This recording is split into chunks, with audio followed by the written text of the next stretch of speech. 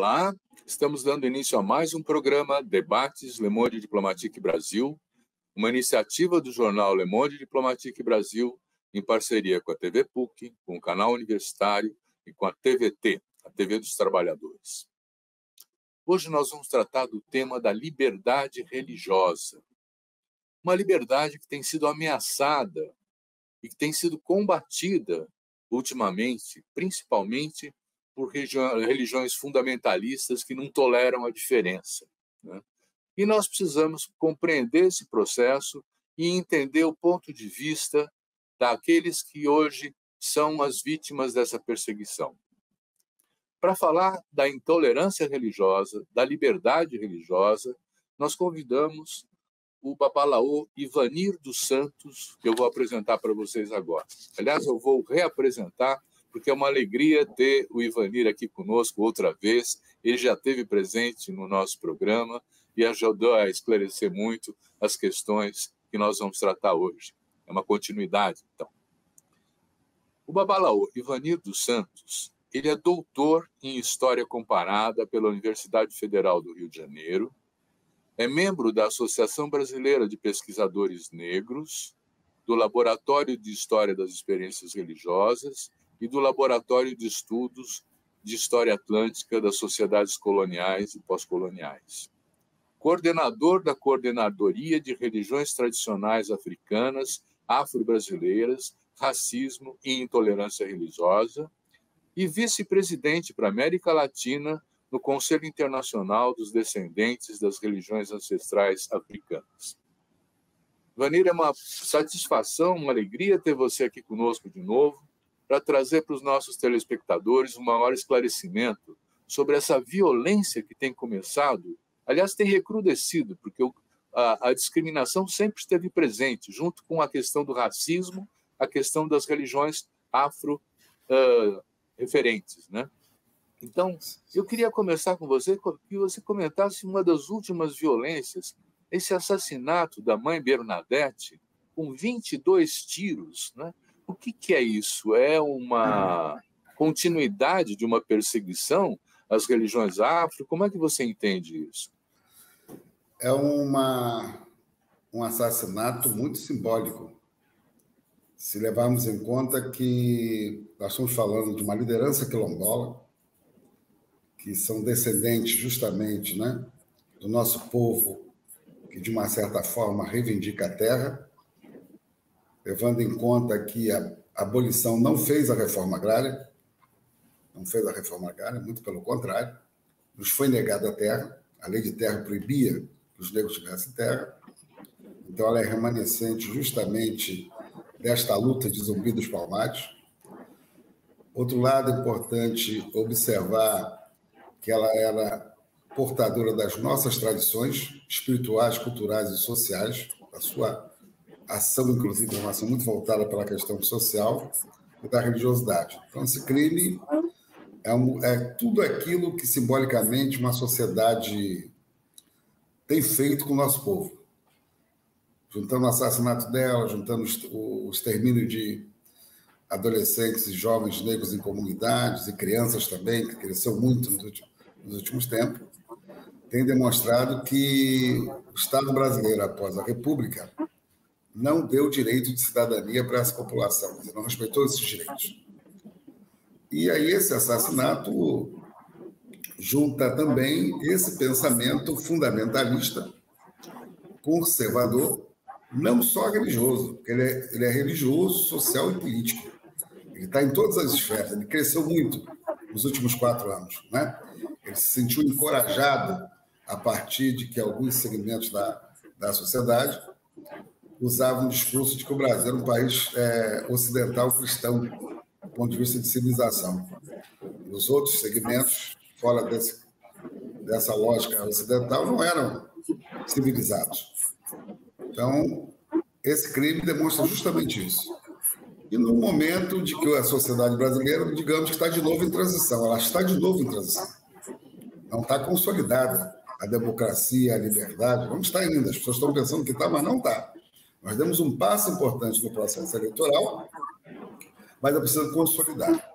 E mesmo quando esse processo civilizatório, né, e mesmo ocidental, que se trata da democracia, do Estado laico, da liberdade, avança, não quer dizer que os direitos dessas populações seguem no mesmo ritmo. Mas nem sempre seguem no mesmo ritmo. Porque as forças políticas, né, que estão no jogo, no teatro de operação política, são extremamente conservadoras. Basta olharmos agora o que está acontecendo no Congresso Nacional. E observa que num Estado, esse crime se dá num Estado governado por forças progressistas. Esse é um aspecto importante de observar. Se dá num Estado governado há muitos anos por forças progressistas, em qual ela já tinha um filho assassinado antes, 6 anos atrás, e do qual não se teve resposta para o assassinato do filho dela. Então, esse é um fato não só intimidatório para aquela comunidade, mas para toda a luta quilombola e, consequentemente, para todos os religiosos de matriz africana. Não é um crime comum. Sim, mas nós estamos falando de um assassinato. Já prenderam os responsáveis, né? Embora não tenham divulgado ainda, mas eles parece que estão sendo identificados como tendo sido a mando de fazendeiros, por conta da questão dos quilombos, da CONAC, né? Do papel proeminente que Mãe Bernadette tem na coordenação nacional dos quilombolas, né? Aí também tem a questão da religião presente ou não? Também. Tem que observar o seguinte: não só os fazendeiros, ali tem vários interesses, cara, na contrária, naquele território. Fala até de uma família de políticos importantes. Fala-se, né? Eu estou dizendo aqui que fala-se. Então, o crime tem muitas outras vertentes, né? É inegável isso. Mas ela é assassinada dentro da sua casa, que também era templo. E a Constituição, ela preserva o espaço religioso. Então, não tem como afastar a identidade dela como religiosa. Porque ela não era Bernadette, ela era Mãe Bernadette. Observa bem. Ela se identificava como Mãe Bernadette. Não era Bernadette. Não era Bernadette a quilombola. Era Mãe Bernadette e quilombola. Então, o aspecto da identidade religiosa está inserido no crime. Tá. É uma sacerdotisa que é assassinada dentro da sua casa, que é também um templo. Não tem como se separar isso. Isso deve ser, inclusive, um agravante, né, para a qualificadora desse crime. Não dá para poder dizer que é só a liderança dela como quilombola. Sim, porque isso é uma forma cartesiana de ver a figura dela. A figura dela é uma liderança social, uma liderança política, uma liderança religiosa, numa só pessoa. E é isso que foi atingido, esses vários aspectos da sua identidade, dos povos que ela representa. Ivanir, nós temos informação suficiente para dizer que está havendo uma escalada nessa violência contra as religiões afro ou não? Sim, os próprios dados oficiais do governo federal, do Disque 100, demonstrou que houve um crescimento de mais de 70% no primeiro trimestre, no primeiro semestre. Esse primeiro semestre, mais do que do ano passado. Claro que eu tenho que observar que o ano passado muita coisa foi escamoteada, muitas coisas foram obscurecidas dos dados, mas mesmo assim os dados, comparando o semestre, mais de 70%, aumentou muito. São Paulo ainda continua sendo um lugar de muita violência, Rio de Janeiro é o segundo, né? Minas Gerais é a Bahia. Então, o Sudeste, né, ainda é um lugar de muita intolerância. Isso não é à toa. Observa o mapa eleitoral. Se você observar o mapa eleitoral e observar como esse discurso do ódio, esse discurso racista, esse discurso homofóbico, esse discurso de misoginia fez uma base de sustentação muito grande, foi justamente no Sudeste. Embora está no Nordeste, mas o Sudeste é muito grande. Então, obviamente, essas atitudes tendem a crescer nesses lugares. O que incomoda esses fundamentalismos nas religiões afro, hein? Primeiro, mais do que incomoda, né? O que está por trás é um modelo de lógica civilizatória, né? É a reafirmação da identidade ocidental europeia no Brasil. Essa identidade branca, né? É o cristianismo que se forma a partir dessa vertente. E, se observar, eles tentam obscurecer que o cristianismo mesmo, primitivo, ele tem sua base de crescimento de proteção na África, na Etiópia, né? No próprio Egito. Os cristãos foram expulsos do reino, né, romano e foram sobreviver a esses lugares. As suas bases têm raízes extremamente africanas. Então, isso é uma das questões que tem que ser relevada e pensada. A ignorância do pessoal é muito grande com relação às nossas práticas. E as nossas práticas, todas elas estão no Antigo Testamento. A consulta ao oráculo e a consulta e fazer oferenda é uma prática milenar de lidar com o Criador, com o sagrado, com o divino. O Antigo Testamento mostra isso abertamente. O próprio cristianismo primitivo, né, os próprios hebreus, do qual Cristo era hebreus, essa prática era muito, muito comum da relação com o divino e com o Criador. Então, por que nós estamos perseguidos? É justamente uma lógica de construção social, política e cultural que se fortalece a partir do século XIX, quando você cria a ciência da religião, separa mística e magia, então as nossas práticas passou a ser do mal, magia, nesse sentido, né? E você tem uma consonância com uma sociedade extremamente iluminista, né, ocidental. Então, o cristianismo vai se adaptar a essa racionalidade, né? O Espírito Santo é a fonte da razão e o corpo é a fonte do pecado. Não é só o corpo em si. O corpo negro é mais ainda pecador na cabeça dessas pessoas. A cultura que esse corpo representa é muito mais ainda. As práticas de saúde vai ser muito mais ainda, né? Então, é essa visão extremamente, digamos, preconceituosa e discriminatória e que dialoga com o racismo, com a misoginia, com a homofobia, também com o antissemitismo, né? Com a islamofobia, ele é a base dessa intolerância. Agora, há grupos que acabam apoiando essas ideias que também são vítimas, né? Menos com a base cristã, que apoia esse grupo, o outro segmento cristão é atacado. Por exemplo, os católicos são atacados por questão de ser acusados de idolatria, né? Os espíritas kardecistas, que são cristãos, né, se identificam como cristãos, são atacados porque são acusados que falam com os mortos. Então, é interessante observar que ninguém se salva. Não é só um ataque a Umbanda ou Candomblé, né? Eu que sou Candomblé. Não é só um ataque a nós. É um ataque justamente à diversidade. Então, se você não tem uma sociedade plural, diversa, né, e que entenda que são várias identidades que se formam, né? A população indígena também é muito atacada. Você tem denúncias do Mato Grosso de você queimar casas de reza dos indígenas. Você tem a morte de alguns sacerdotes indígenas, sacerdotisas indígenas. Então, isso é uma crueldade muito grande. Quando você vai ver por trás, o que está lá é justamente essa ideia fundamentalista cristã de alguns grupos, que, na verdade, querendo converter. Então, o que está em jogo ali? A questão da terra, a questão dos minérios, não é uma questão só de salvar a alma. Tem outros interesses por trás disso que não tem a ver com a questão da espiritualidade. Uhum, muito bom. Eu vou aproveitar um pouco a sua formação de historiador, né? Quando você faz menção às religiões afro como uma forma de construção de identidade também, quer dizer, como um fenômeno social e político também, quer dizer, o que traz da África a religião africana para contribuir para a cultura brasileira? Bom, primeiro temos que observar que os africanos não trouxeram religião. A religião é uma construção no Ocidente. Eles trazem suas práticas sociais, culturais, políticas e espirituais. Não são cartesianos.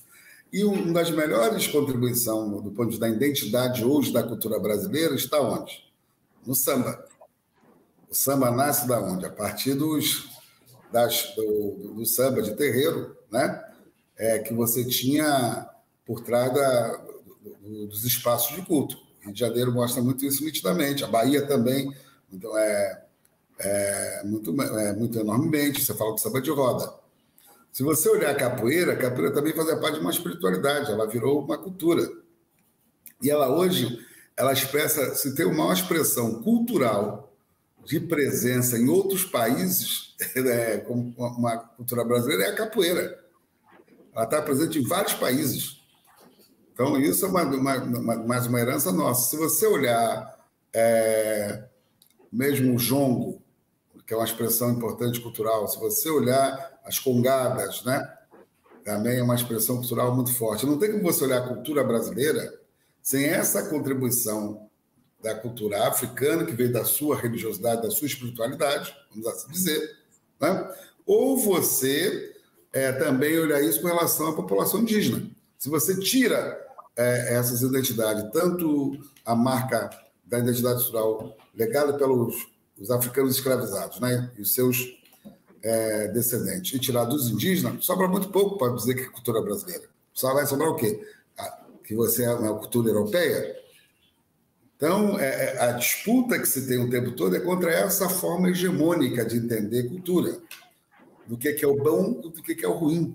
E assim também era a questão da religiosidade, né? Você tinha o baixo e o alto espiritismo, né? Você tem uma coisa boa e isso no fundo, não é uma contribuição muito discriminatória e preconceituosa. Do ponto de vista histórico, o povo brasileiro, que, embora todo mundo escreve sobre o povo brasileiro, mas esse povo brasileiro não é representado nas instituições da sua diversidade. Essa aqui é uma contradição. A hegemonia que se mantém no Brasil ainda cultural e de identidade branca, de descendência europeia, né? E é essa hegemonia que se permanece. Se você tem no caldeirão da base da sociedade brasileira que sustenta essa cultura, né, você tem justamente esses grupos. E a contradição é tão forte que vou te dizer dois momentos importantes construídos pelos religiosos de matriz africana no Brasil. O 31 de dezembro, o Réveillon. Todo mundo coloca branco, dá uns pulinhos na praia, nas ondas, né, e joga umas flores para Iemanjá. Isso é construído pelos religiosos de matriz africana. Embora hoje a indústria do turismo de hotéis tomaram conta dessa festa, com a questão da queima de fogos, mas quem inicia isso é nos anos 50 aqui no Rio de Janeiro. É justamente o Tato Tancredo da Silva Pinto, que disseminou. Muita gente não sabe por que se veste branco. Né? Uns vão dizer que é por causa da paz, mas não sabe, é por causa de Iemanjá e por causa de Oxalá. Né? O outro momento importante da cultura brasileira, o que é? É o carnaval, desfile das escolas de samba, criada por sacerdote de matriz africana aqui no Rio de Janeiro, na Praça 11. Um deles, até o José Espinguela, é da comunidade aqui onde eu moro, da Mangueira. Eu moro da Mangueira, fundador da Mangueira. Né? E observa uma coisa interessante: os religiosos de matriz africana são demonizados, perseguidos o ano todo, nos meios de comunicação, nos jornais, né? Nas rádios, nos púlpitos dessas igrejas. E se tem um momento que é uma relação totalmente diferenciada, é justamente o desfile de escola de samba. Você tem no horário nobre, à noite até de madrugada, não se fala de outra coisa de ser dos orixás, dos vodus e dos inquins. Já observou isso? Né? Verdade. Onde até o Exu ganhou o carnaval. Então, o Exu, que é o demônio que eles falam, ganhou o carnaval. Então, você vê essa resposta dessa relação popular e observa que isso tudo aconteceu. Depois você teve um prefeito fundamentalista no Rio de Janeiro, que queria acabar com o carnaval. Aí as escolas de samba foram obrigadas a se voltar para as suas comunidades e trazer os temas centrais dessas comunidades. Né? Isso é interessante observar. Então, você tem um momento que os meios de comunicação, né, ficam o tempo todo mostrando o Oxum, mostrando o Oxalá, mostrando o Xangô, falando de Ogum, falando da Pombagira, entendeu? No carnaval.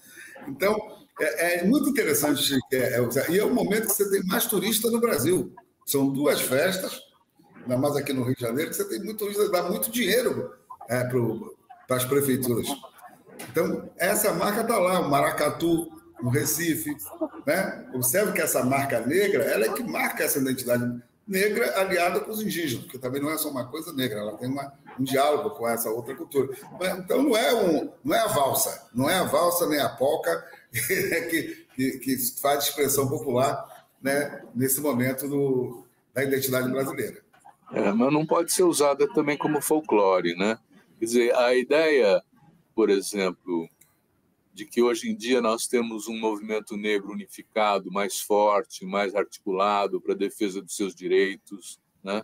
Que nós temos, enfim, quer dizer, uma percepção de que o racismo precisa ser enfrentado, né?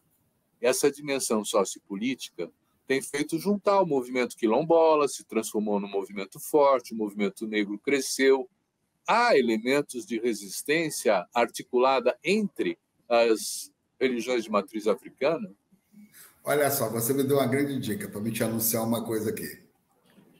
Você verá em novembro o lançamento de um documentário chamado Resistência Negra, que vai ser a primeira história política do movimento negro brasileiro, que nunca houve, numa grande dimensão. Tem pequenas dimensões, mas num documentário de 5 episódios, contando a história da resistência negra no Brasil, a história política.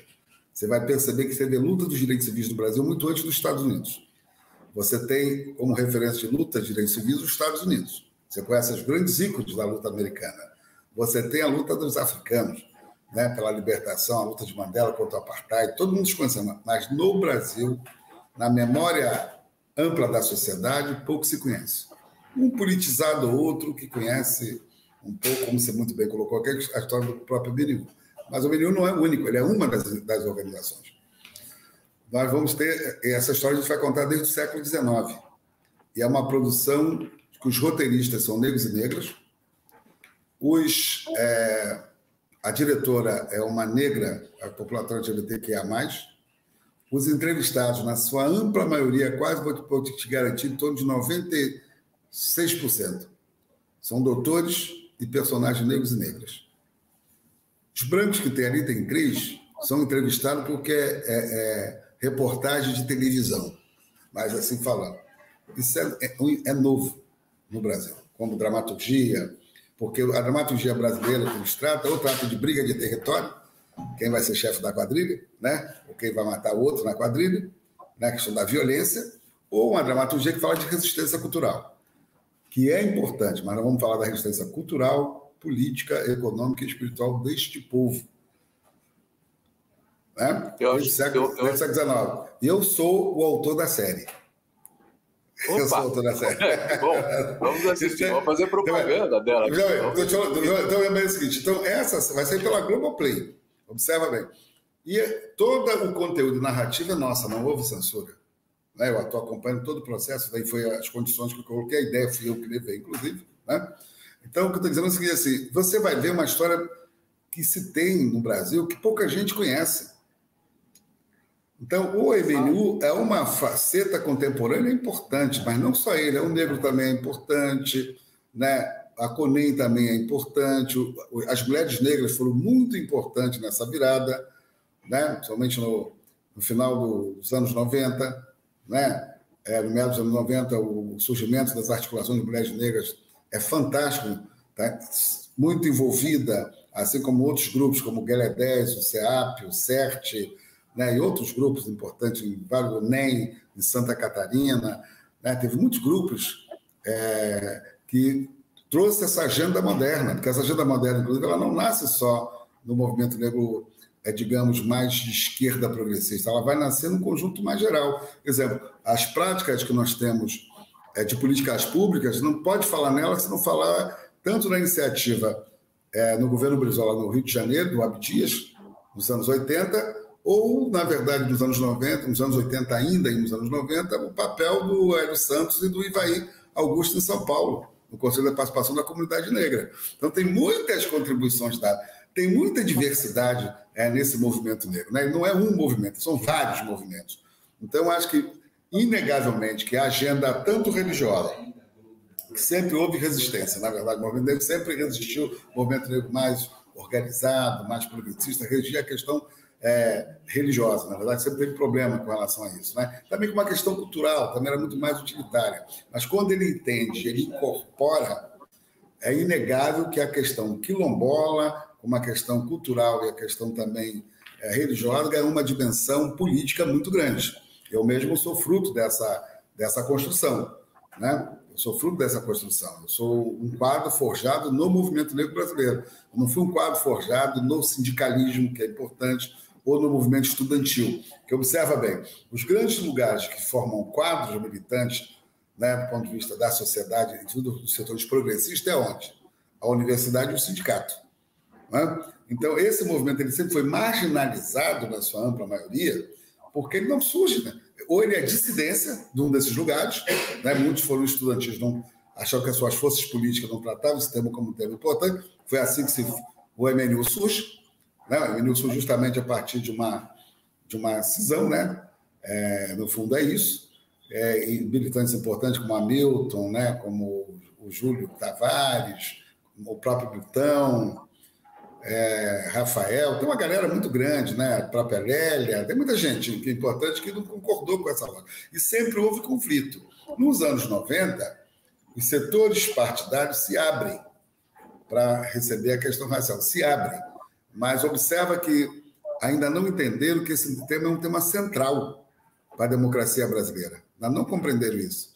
Eles tratam como se fosse uma coisa de secretaria. Não é, não. É uma coisa central. Somente agora, eu quero reconhecer, somente agora, um partido de esquerda fez uma conferência sobre esse tema. Quando faz uma conferência, não é um encontro da sua secretaria de negros, mas é uma conferência que o partido discutiu. Foi pensando bem que acabou de fazer isso agora recentemente. Os partidos precisam fazer um debate amplo sobre esse tema e que seja uma pauta importante. Então, esse documentário, a ideia é trazer o movimento negro, que está na periferia das lutas sociais, é considerado, não é que ele esteja lá porque quer, que os colocam nesse, a visão que ele divide a luta mais geral, e não é verdade isso, e o traga para o centro de um país que deu mais de 350 anos de escravidão, é disso que nós estamos falando. Então, esse é um tema central para a sociedade brasileira. Então, esse documentário vai trazer para esse lugar, que é o que nós esperamos, e uma narrativa e tal. Tanto que é um documentário coletivo, eu digo para todo mundo, eu abri mão do meu direito que eu pudesse ter para o movimento em si, para o CEAP, né, que é a ONG que atua nisso há muitos anos, porque é uma construção coletiva. Então, não é uma história do Ivanir, não é. É uma história coletiva, eu faço questão de dizer isso, de uma agenda que hoje está aí, e muitos setores eram contrários a essa agenda. Por exemplo, cota, muita gente era contrária, eu apanhei muito a minha turma por conta disso. Os partidos também eram contrários, hoje todo mundo fala. Mas tem que entender que vai ter um ator social político que precisa ser reconhecido como um ator importante para a democracia e a diversidade no Brasil, que é o movimento negro brasileiro. Então, eu estou imaginando que num país que tem, em alguns estados, uma população como na Bahia, por exemplo, em que mais de 80% são negros, né? Em que o censo mostra que a maioria dos brasileiros são negros, né? Nós temos aí uma demonstração de que a questão demográfica não tem tanto peso na política, né?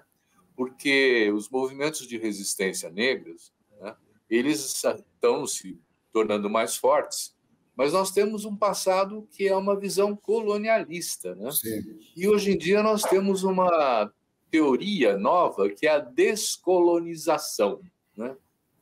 Ivanir, como é que descoloniza essa questão da discriminação no negro e das religiões afro-africanas? Bom, descolonização é uma teoria, inclusive, da América Latina, né?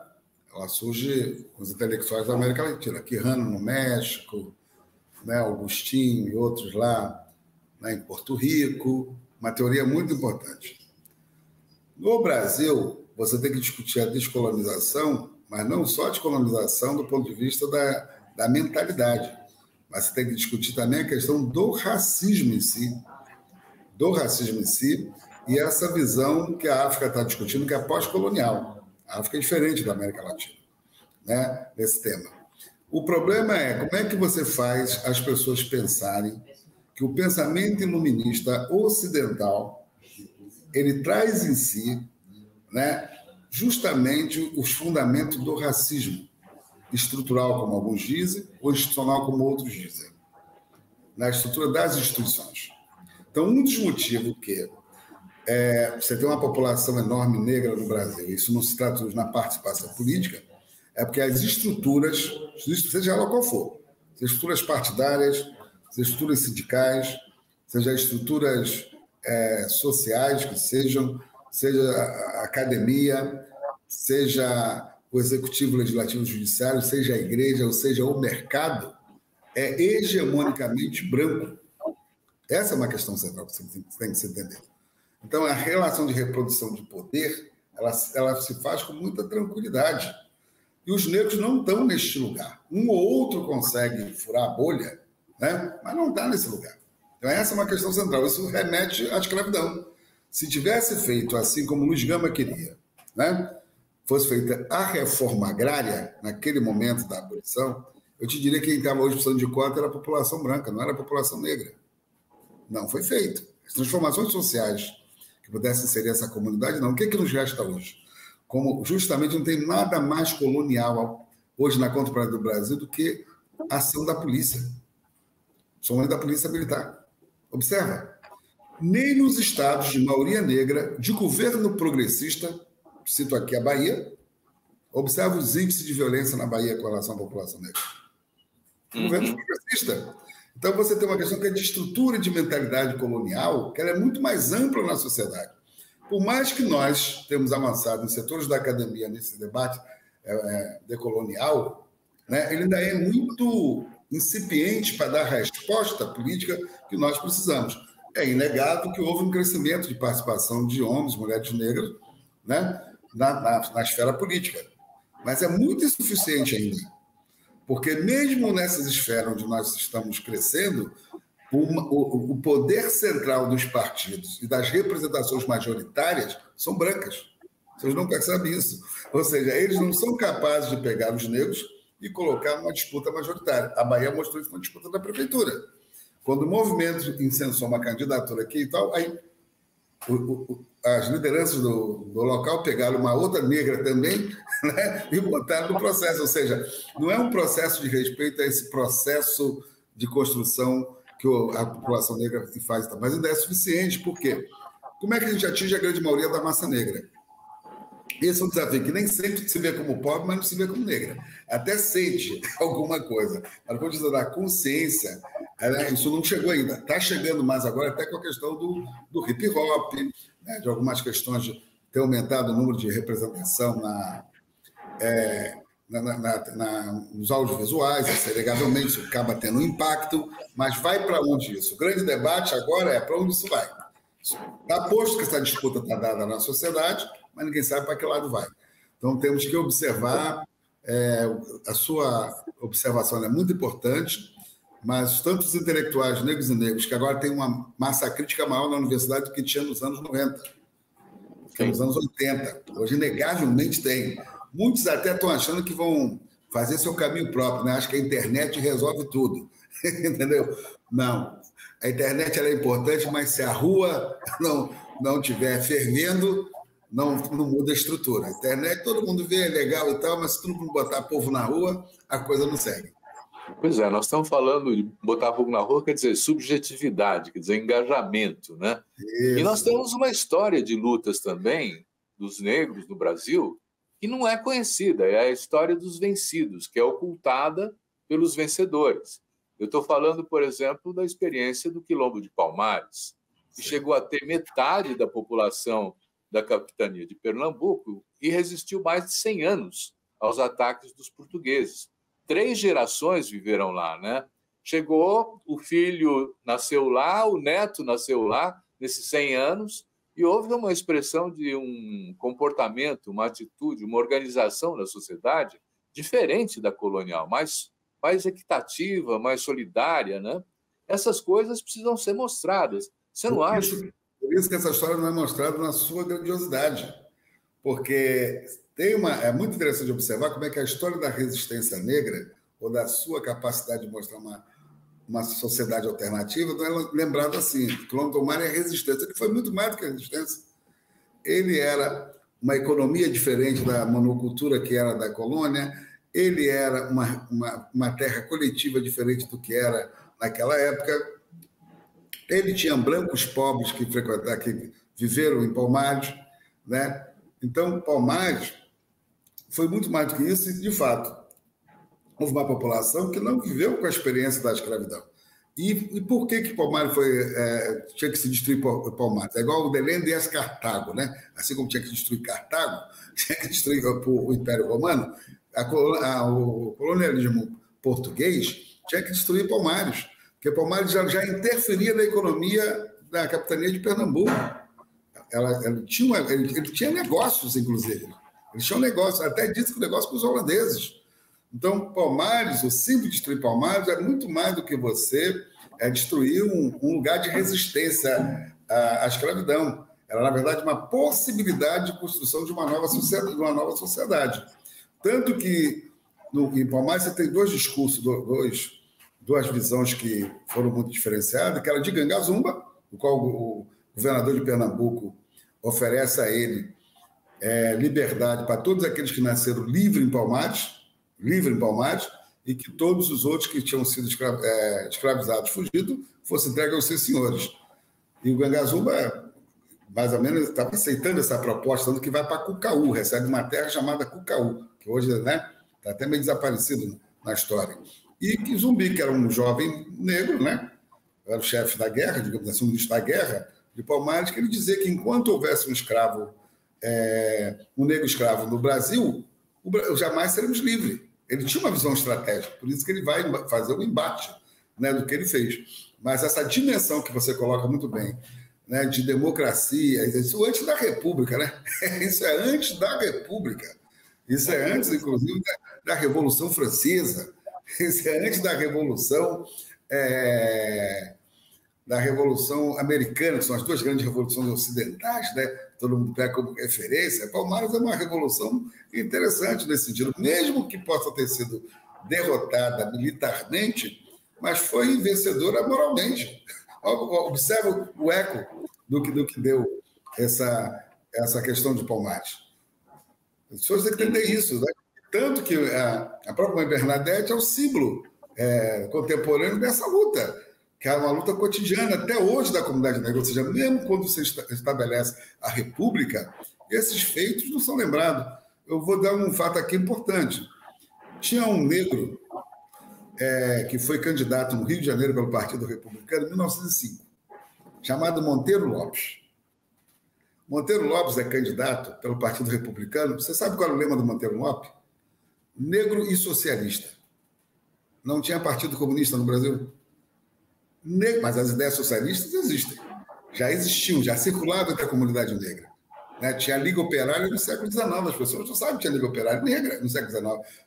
Em Pernambuco, no Rio de Janeiro, no Rio Grande do Sul, em vários lugares tinha essa Liga Operária. É quem vai fazer, inclusive, o Liceu de Artes e Ofícios lá em Pernambuco. Né? Então, observa, ele vai ser eleito, o Partido Republicano não vai dar posse a ele, há uma campanha nacional dos negros em todo o Brasil para que ele tome posse, todo o Brasil. Isso antes do MNU, para todo o Brasil. Né? Sociedade dos Homens de Cor, sociedade de muita gente, né? As Irmandades, né? Fazem parte desse processo. Isso é antes do MNU, gente. Entende? E ele vai tomar posse justamente no dia 1º de março de 1910. Qual é o primeiro projeto de lei que ele vai apresentar lá no Congresso Nacional? Na época, no federal. Ele vai apresentar 1º de maio, feriado nacional, salário mínimo e jornada de 8 horas de trabalho.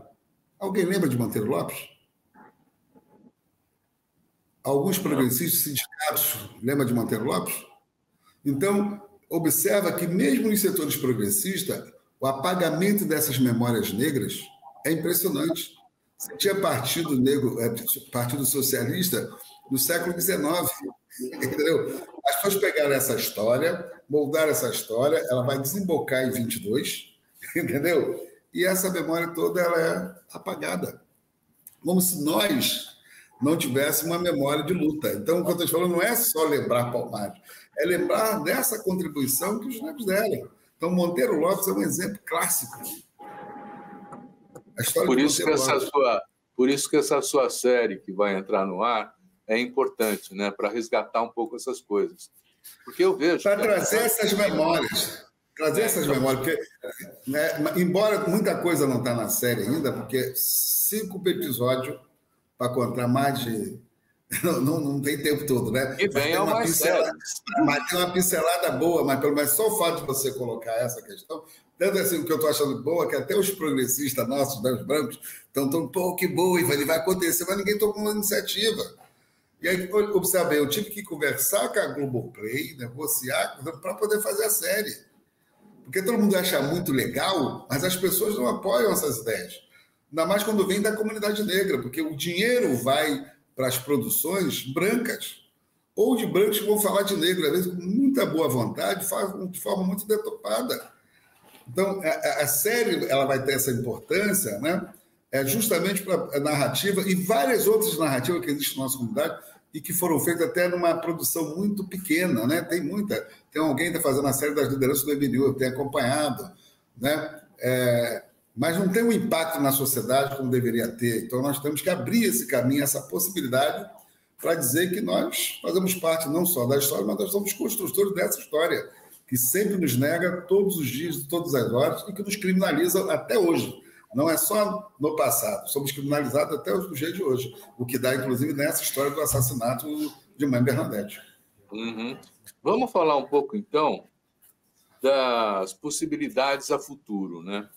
E eu queria trazer uma realidade triste, que a gente acostumou. Quer dizer, se você entrar num restaurante de classe média, quase não tem negro. Sim. Se você for ao aeroporto, quase não tem negro, né? E é naturalizado isso, quer dizer, as pessoas acham normal, né? Quer dizer, qual é o caminho para se enfrentar o racismo no Brasil e essa discriminação também com as religiões afro? A política de cotas, o que é? Eu acho que a política de cota ela já deu um passo, embora muita gente era contrária, mesmo na esquerda, muita gente era contrária à cota, né? Quer dizer que era uma questão liberal. Eu mesmo, no início do debate de cota, nos anos 80, que começa, ele volta com força, um pouco nos anos 80, um pouquinho nos anos 90, depois ele arrefeceu, justamente no primeiro CENUM, pelo Encontro Nacional de Estudantes Negros, universitário, que vai se dar no Maranhão. E o Medeiros vai fazer um debate, Carlos Alberto Medeiros, com o CENUM, e o CENUM vai pegar isso como uma pauta importante. Eu, naquela época, essa coisa de esquerda nossa, né? Eu dizia que não, isso é reforma, não vai dar em nada e tal. Depois eu viajo aos Estados Unidos e vou ver que a coisa aqui no Brasil era muito pior, mas é muito mais conservador. Então, cota seria, na verdade, uma tática importante, que na verdade era tática. Acabou virando estratégia, mas era tática, né? E abriu o debate. Eu lembro de um encontro com o presidente Fernando Henrique, durante o processo de conferência de Durban, que eu levanto isso na mesa, né? E isso vai acabar indo para o relatório. Aí a imprensa pega e virou um grande debate. Mas observa que cota ela criou uma nova possibilidade, né? Ela cria uma possibilidade, primeiro, de você... Essa massa crítica que eu estou falando é parte dessa juventude que entrou por cota. Então, entrou em várias áreas. Então, você tem hoje mesmo na academia, digamos que o movimento negro ele fez uma opção no primeiro momento para a academia, porque se desencantou um pouco dentro dos partidos políticos, tem que ser observado. Aí ele vai para a academia, obviamente. Hoje está entrando no campo do empreendedorismo, hoje tem um campo maior de atuação. A gente, às vezes, acha que o movimento negro é só aqueles que estão do nosso lado na nossa compreensão. Não, o movimento negro é muito mais do que isso. Eu costumo até entender que eu posso não concordar com os conservadores, mas se o cara tiver uma pauta ligada para a questão racial, ele pode ser conservador. Quando ele nega, ele não é. Entendeu? Tem uns que negam, estão fora. Mas aqueles que estão lá, mesmo de forma liberal, que eles compreendem, isso soma num debate muito maior. Porque a estrutura do Brasil, ela não, é aquilo que você disse, ela é indiferente. Ela é indiferente. Então, você entra nos espaços, é nítido, por exemplo. Eu, quando eu entro nos espaços, quando eu sou figura pública, eu lembro que eu sou figura pública. Né? Eu gosto de entrar justamente para provocar isso. Né? Mas tem que ver o olhar das pessoas. Se bobear, nego te põe a mesa no canto, ou quase diz que não tem nada ali para você poder sair. Então, isso é muito comum. Porque o racismo brasileiro, diferente dos Estados Unidos, que foi construído em lei, e da África do Sul, que era em lei, foi construído na cultura, na subjetividade, no costume. Então, é muito mais você combater por conta disso. Porque o que estou dizendo, se você entra num restaurante, né, e o cara te distrata, você vai dizer que é racismo, todo mundo vai dizer que você que está errado no lugar errado. Porque não é nada de racismo naquilo. Entendeu? A sutileza. Então, o racismo brasileiro tem essa sutileza. E uma das vitórias do movimento negro brasileiro, né, da minha geração, foi justamente desmistificar a democracia brasileira, que até hoje é muito presente na sociedade brasileira. Muito presente. Porque antigamente, não, na democracia, se você que está reclamando, você quer trazer para os Estados Unidos para o Brasil, aqui não existe. Hoje, não, uma parcela já sabe que tem racismo no Brasil, que é justamente a análise que você está fazendo. Mas ainda falta muito ainda para poder fazer avançar essa luta numa luta, de fato, numa compreensão de direito para essa ampla maioria da população que está marginalizada pelo processo da margem, das construções, dos benefícios que a sociedade toda constrói. Engraçado, é a maioria. O pessoal, às vezes, acha que os negros não pagam imposto, né? Assim, acha que só a classe média paga imposto. Pelo contrário, eu brigo até quando o cara está na rua, quando ele toma cachaça, ele compra em algum lugar e não rouba cachaça. O cara um dinheirinho vai comprar em algum lugar. Pagou o imposto, ou não. Essa noção de que a gente é uma maioria de irresponsável, de sanguessuga, né? Que, na verdade, não contribui, isso é uma mentira. Sempre foi uma falácia, uma mentira. Sempre foi uma falácia, uma mentira. Então, é o caso da favela. Você não pode contribuir como é contribuir só lá somando a polícia. Né? Agora mesmo, quando eu saí da Mangueira, estava lá, a polícia até que você chega lá dos Contos de Niterói. Né? Entendeu? O único serviço que chega ali, será que é isso? Rápido, né? O serviço chega rápido, mas o saneamento não chega rápido, a melhoria das habitações não chega rápido, o emprego não chega rápido, entendeu? Porque isso acaba virando uma forma de controle social. A criminalidade é usada como controle social. Então, você fazer as estruturas da mentalidade a entenderem isso, demora muito.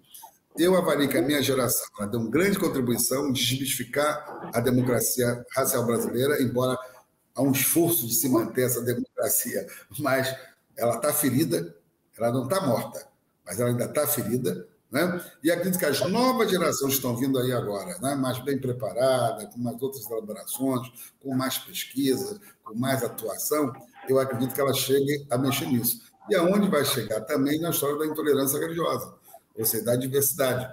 Eu acho que isso é que eu sempre digo, mesmo sendo um Estado liberal, eu sei que o Estado liberal nunca foi favorável às nossas pautas, nunca foi. A República foi terrível para nós, se você observar, botar na ponta do lápis. A nossa marginalização após a abolição vai se dar justamente com a construção da República, a visão eugenista que a República tem, a visão lombrosiana que as polícias têm, o judiciário tem com relação à nossa comunidade, né? Por isso que a ampla maioria da nossa comunidade está nos presídios, né? A ampla juventude está no presídio, que não teve escola, nada disso. Então, eu acredito que isso tende ainda a balançar. E a sociedade já percebeu que se tem uma forma de você fazer o Brasil caminhar para uma forma mais tranquila, vai ter que dar direitos para essa maioria da população, porque é a maioria. E cada vez mais está ficando nítido que é a maioria. Então, não tem jeito. Então, abre aqui, tem empresário agora que faz, né, o treinamento para inserir a turma no capitalismo, não tem problema. Mas estão se buscando saídas. Não serão suficientes, nem todas serão suficientes ainda, mas são passos importantes e claro. Isso é aplicado. Doni, nós estamos chegando ao final do nosso período, o papo está muito bom, mas o tempo corre, né? E eu queria pedir finalmente a você que nos desse um pouco a ideia do tamanho que tem hoje no Brasil esse universo das religiões afro, né? Quantos templos, quantos terreiros, enfim, alguma ideia dessa. E que você nos anuncie também o evento do dia 17 de setembro, que é importante e que todo mundo precisa conhecer.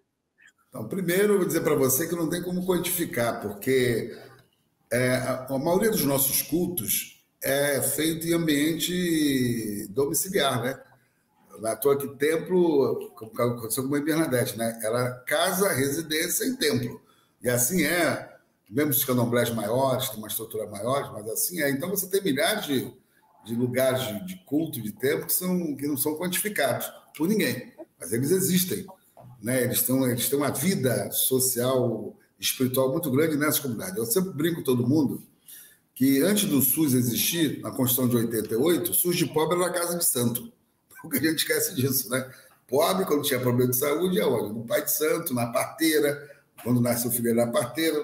Então, isso está muito enraizado na cultura do país em geral. Então, tem que levar em conta isso. Agora, a dimensão política dessas religiões é tão importante, sabe, que já nos anos 70, no meio dos anos 70, os religiosos norte-africanos diziam que o Brasil tinha um caminho por fascismo e por autoritarismo seria através dos grupos neopentecostais. Ninguém acreditou nisso.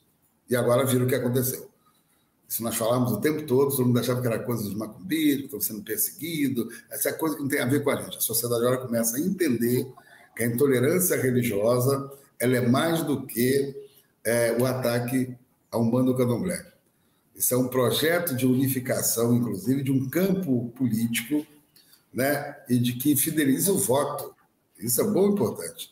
Não é à toa que se usa o discurso moral, o discurso da intolerância contra as grandes africanas, contra a população LGBTQIA+, contra a pauta das mulheres, observa bem, isso coesiona um campo moral. Era levado para um campo moral, e isso acabou coesionando essa parcela que tem essa bancada que estamos vendo aí. Essa é uma questão central que nós temos que observar. Então, qual é a contraposição disso? É justamente caminhar pela liberdade religiosa, o Estado laico e a democracia. Então, a caminhada, ela nasce com esse espírito. A caminhada, inclusive, é fruto da minha experiência e do meu doutorado. Meu doutorado é o que é? Marchar não é caminhar. Eles marcham.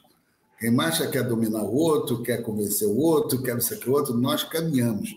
Caminhar é um lugar de troca, de experiência, de sentar, de ouvir o outro, de discordar do outro. Né? É mais apropriado. Então, é isso que nasceu o espírito da caminhada em 2008.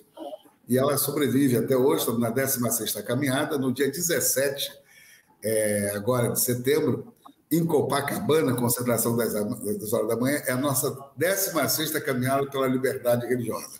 Quem não tem religião também pode ir, que está muito bem aceito, porque não é uma caminhada, eu costumo dizer, ela não é religiosa, ela é de religiosos para uma agenda civil. Essa que é a diferença.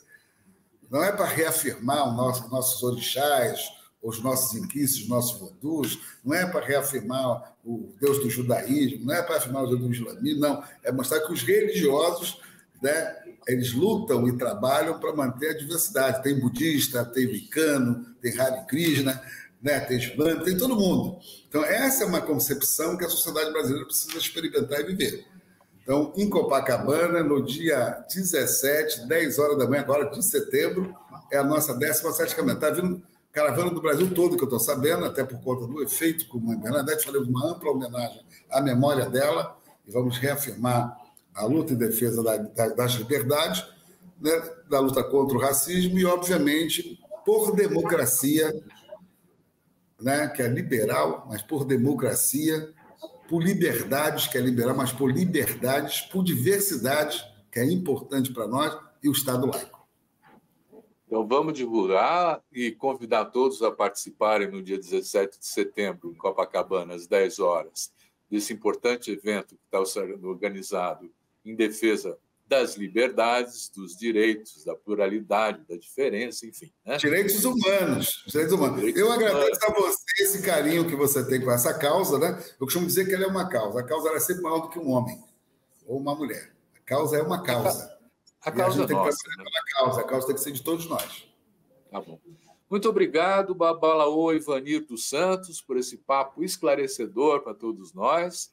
Agradeço a você e agradeço a todos que nos assistem, dizendo que semana que vem tem mais. Obrigado.